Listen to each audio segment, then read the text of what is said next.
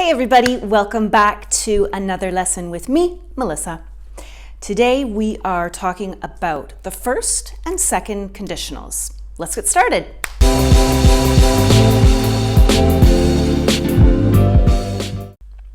Okay, so we use the conditional phrases when we're talking about the possibility of something happening. And in our conditional phrases, we have two parts.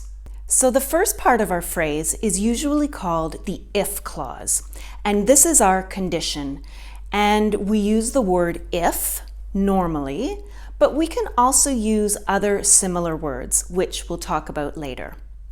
And the second part of our phrase is the result of the if clause. Okay, so today we're talking about just the first and the second conditions. So let's start with the first condition phrases. We use the first condition phrase when we talk about a future situation that has a high possibility of happening. All right, so let's take a look at a few phrases. For example, if she goes to the supermarket, she will buy vegetables. If she goes to the supermarket, she will buy vegetables. And remember, when we're speaking, we're going to use the abbreviated form of the subject and will. So instead of saying she will buy vegetables, we're going to say if she goes to the supermarket, she'll buy some vegetables. Another one could be, if it isn't a nice day, I'll take the car to work. So if it isn't a nice day, I'll take the car to work. Or we can say that one a little differently. If it is a nice day, I won't take the car to work.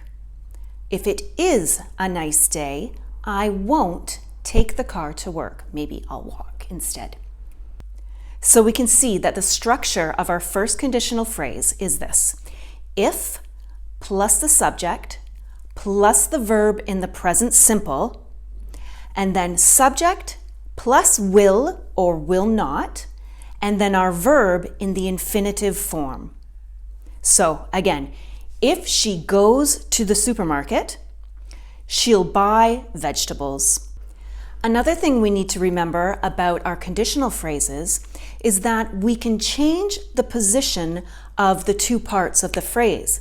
So the phrases that I was just saying now, I was starting the phrase with the if clause, but I can put the if clause at the second part of the phrase as well.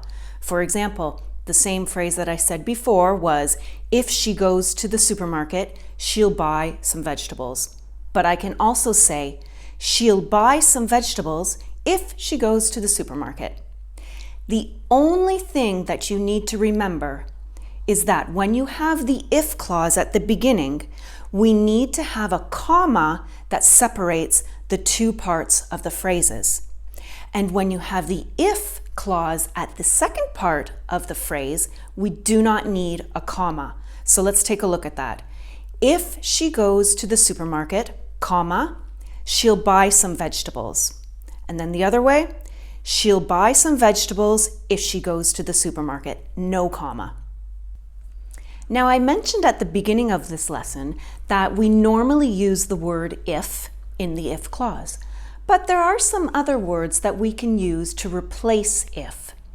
And these are words like as long as, supposing that, or unless. There are others, but let's just stick with these three for now. So let's take a look at the phrases using those instead of if. For example, as long as it's a nice day, I won't take the car to work. As long as it's a nice day, I won't take the car to work. So it's got the same meaning as if.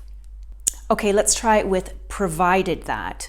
So, provided that you study hard, you will pass the exam. Provided that you study hard, you'll pass the exam. So it's got the same meaning as if.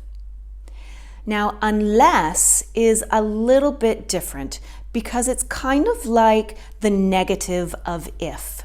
For example, you won't pass the exam unless you study. You won't pass the exam unless you study. So that means if you don't study, you won't pass the exam. But instead of using the if, we're going to change it and use unless. So you won't pass the exam unless you study. Okay, guys, let's jump over to the second condition.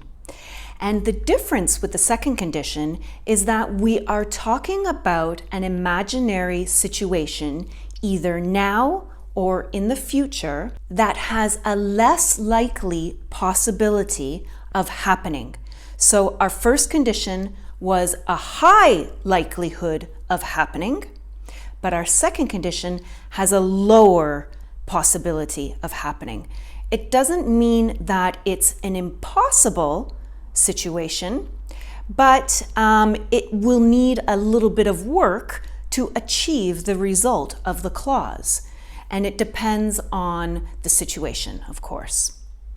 And the structure of our second condition is a little bit different, and it looks like this. We have if plus the subject plus the past simple verb. Then we have a subject, and then would, and then our verb in the infinitive form. Here's an example of a second condition phrase. If she had more money, she would buy a new car.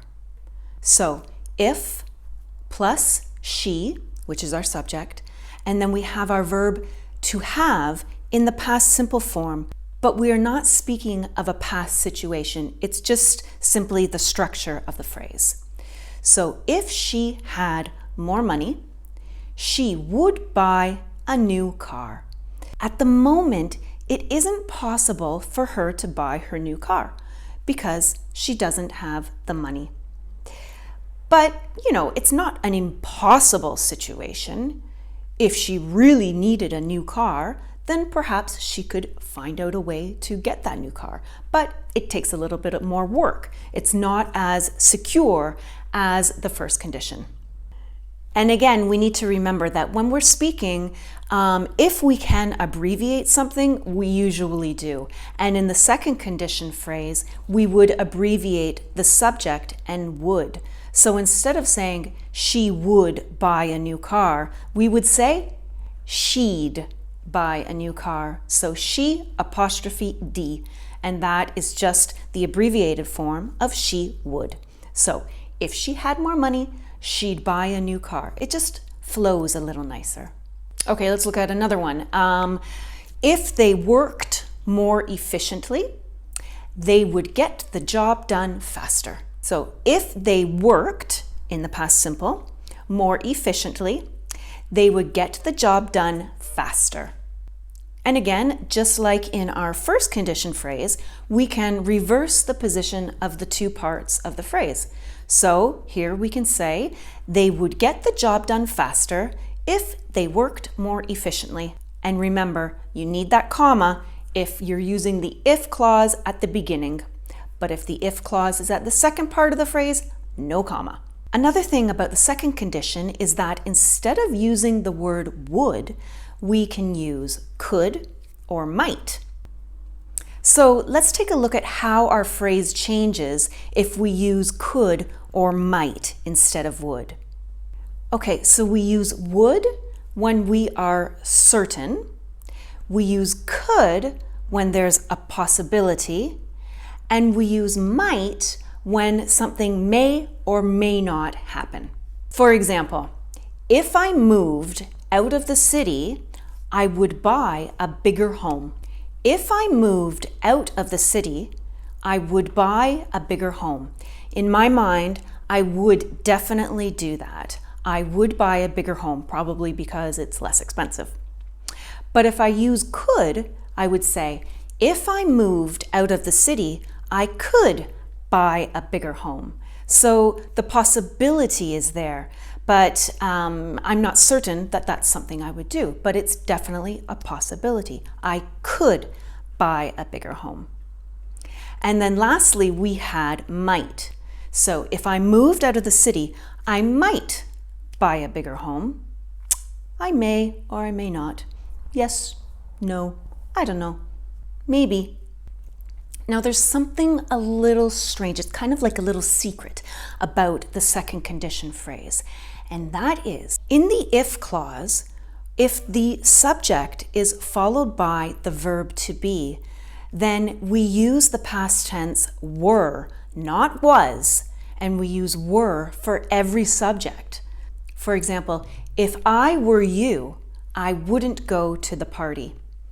Normally, when we have the first person, I, the past tense of be is was, right? But in this case, everybody gets were. Another example, if he were taller, he could be a basketball player. If he were taller, he could be a basketball player. So we're going to use I were, he, she, it were, not was. Now this is grammatically correct. However, you will hear people using was in everyday speaking as well.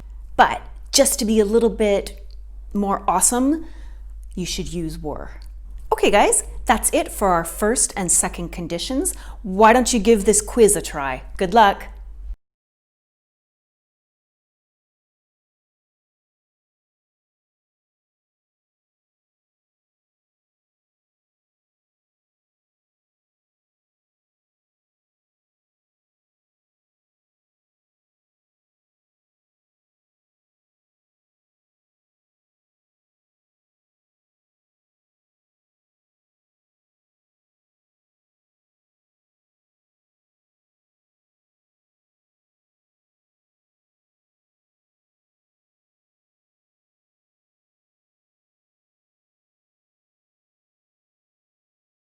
Okay, everybody, that's it for today. I hope everything was clear and understandable, and I hope you had some fun. I'll see you next time. Bye-bye.